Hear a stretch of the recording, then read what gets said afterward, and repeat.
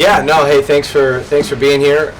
We're excited about the start of our fall training and just continuing to build the team and our team chemistry and just tighten that inner circle. And it's been an awesome first month with a lot of classroom sessions and a lot of small group activity and some you haven't really got into some extensive team type activity until yesterday, where we could really inter squad and do a little bit more baseball training, baseball game type play. But it's been great so far. The guys are bringing a ton of energy, and really pleased with just the progress we've made in a month. But this is just the beginning of this journey, and we have the highest of expectations, as everybody knows, and so we still have a lot of growth in a lot of areas, still evaluating the team and each individual players, and they're still getting familiarized with maybe the training format and the tempo with which things go. But it's been all good, all positive so far, and just excited to keep going because it's more opportunity for growth, more opportunity to improve, and just continuing to build these relationships with these players and them with each other, and really just become a very, very close-knit team. I could be wrong. Somebody said maybe you're making a little change, making some guys earn some things, access to the club, different things. What's that about, and what's kind of behind it?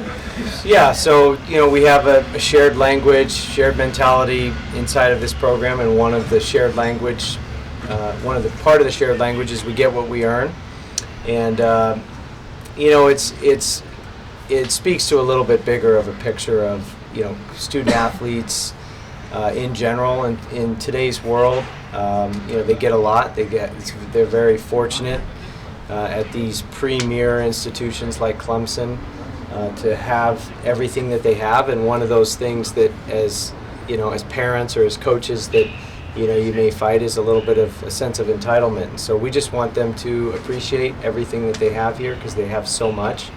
And they do appreciate it, but we don't move into the locker room right away with a bunch of gear hanging in the lockers and a bunch of shoe boxes stacked up. Those are things they get to earn as they remove the target maybe from themselves and start to put it on other people. We had a great community service event here last Sunday, and we'll continue to do some community service activities where we get to engage in the community and serve other people. And those are all ways to earn more gear and earn more of our cool stuff, but also just appreciate the things that we do have.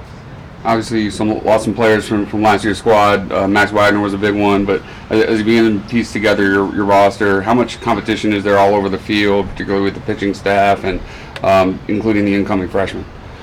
Yeah, a lot of competition, a lot of depth from what it looks like early on. I mean, how do you replace the ACC Player of the Year and a guy like Max Wagner, who's just such a stud? But he emerged and he became Max Wagner kind of in the second half of the season, and that's kind of what you hope to simulate, is just that idea of continual growth and improvement. And I think I read a stat that he had 8 or 9 home runs halfway through the season last year, and then ended up with 27 and became the ACC Player of the Year. So the message in there is that it's all about growth, it's all about improvement, it's all about competing and doing it one pitch, one game, one day at a time, and just seeing these guys learning from a guy like Max Wagner, that just keeping that target on, and continuing to improve, and it can accelerate a player. It can certainly accelerate a team. And kind of piggybacking off David's question, is the culture inside the program something you thought needed changing when you got here? No, Clemson baseball is Clemson baseball. I think culture is such a buzzword in college sports today. Culture is something that happens over a long period of time. I think what we can do as a coaching staff is create an environment every single day, an environment that's very structured and very disciplined, that's focused on a high level of compete and high energy, and just bringing a very high level of intensity. And the classroom curriculum, those things about character traits and leadership and servant behaviors, those things coupled with the environment that we're creating over time will create this culture. But the culture of Clemson baseball, that's been set and that's been, like bedrock for a long, long time. And yeah, we may have had a little dip there, but the environment that we're going to create on a daily basis, the players having the mindset on growth and improvement, that will all lead to a compound effect over time of restoring this program back to where it belongs, competing for championships and trips to Omaha. I guess players like Riley and Willie, obviously we're at Michigan, come here to Clemson. What do they add in terms of, I guess, already an understanding of your culture and how things go and being able to help the players that way? Yeah, it's great to have some players who are very well versed in just the day-to-day activities, how the training environment is structured, the pace and speed with which things move and transition from segment to segment. It's great to have those guys on board and be a sounding board for the other players.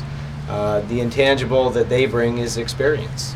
They've played in the College World Series for a national championship. They've both played in 3 regionals. They both bring, much like Tyler Corbett and Ben Blackwell and others who haven't necessarily been here for all of the years of their senior year till they get to their senior year. They just bring experience having at-bats or innings pitched inside of college baseball. They've had more birthdays, and just that experience will lead to allow them to slow the game down in big moments. But Willie and Riley in particular, their postseason experience is certainly an X factor that I know they've talked about with some of the other players, and they're able to to explain some things of maybe why we do some of the things we do and the way we do it. But they're learning too. I mean, they're learning Clemson, they're learning Clemson baseball, they're learning this university, this town, and it's new for them as well. So it's also very much an adjustment for them. But they've been a great addition to a team that's very talented. Just on paper and from first month's eyeballs test, it's a good-looking group. On the phone with a big-time Clemson fan on the way here. He said it's hard to believe it's been 12 years, since a College World Series berth at Clemson. Is that hard for you to get your mind around that this program, it's kind of been that bit of a drought? And is that the goal, or what kind of goal do you have to set to where you do reach those heights? Sure. Well, when it comes to goal setting, you have to know where you want to go. You have to know the destination, but you can't focus on the destination. Just like you can't say that you're going to ace a test without putting in the preparation of studying and doing all the things that it takes to ace the exam. You can't say go to Omaha and win a national championship without reducing that down to every day is very important for growth and development and improvement. So Omaha is the standard for Clemson baseball, has always been the standard for Clemson baseball. And I think the last 12 years speak more to the parity inside of college baseball. There's a lot of good teams. I mean, Michigan was in Omaha. That hasn't happened since the 80s. And so it's just there's a lot of teams that are recruiting hard and developing their players well. Everybody's utilizing the latest technology and systems to help accelerate their player development. So it's a more competitive environment, but this is Clemson. And Clemson baseball should compete for ACC championships and should compete for trips to the World Series. And so in order to get there, that didn't happen until June. And that's how important September 30th is. And every day we have moving forward, it's an important opportunity to get better and develop as a team. How do you kind of see Caden Bryce's role, and what do you want to see for him this fall? Yeah, Caden wants to be a two-way player. He wants to pitch. He's playing a lot of first base right now, but he's been throwing his bullpens with Coach Bellinger and doing a fantastic job. I truly see him as a prominent two-way player in college baseball this year. Speaking of Coach Bellinger, you brought him in to coach your pitchers from Florida State. Why him? I've always been a big fan of Jimmy Bellinger. He tells a funny story. I don't remember this, but he was a coach at Monmouth University and wasn't old enough to rent a car. And so was bumming rides. He was a 24-year-old assistant coach, a pitching coach. And so he just hit me up in the parking lot and asked me for a ride to the next recruiting event, one field to the next field. And, I said, sure, yeah, come on. And but he and I have just had a connection in one way or another. Good friends with Dan McDonnell at Louisville, and Jimmy played for Coach Mack. Went to the World Series with them back in '07. And then Jimmy was part of the staff that took over at Maryland after I left Maryland to go to Michigan, so I had a close eye on their program and just saw the development of the pitchers at Maryland and what he did to help them reach another level and get to 2 super regionals at Maryland, which at the time was just unprecedented. And then goes to Kentucky, and they're in a super regional right away, and developing first rounders like Zach Thompson, and then he goes to Florida State, and they've got 3 of their guys in their pitching rotation this year that were on Team USA this past summer. So it's a proven track record of development. But the thing I like the most is just always this feeling of this relentless attack on the strike zone. And always this feeling, even playing against his teams when Maryland and Michigan were in the Big Ten together, just this uncomfortable feeling when you're facing their pitchers, and just the mound presence and the compete and the way they attack. And now seeing the structure here over the last month, you can see why. It's something that's highly emphasized, that compete, that body language, that strikes, the strike percentage, and it's been fun to watch and fun to see our pitchers be in attack mode out there too. How have you and your coaches been received out on the recruiting trail?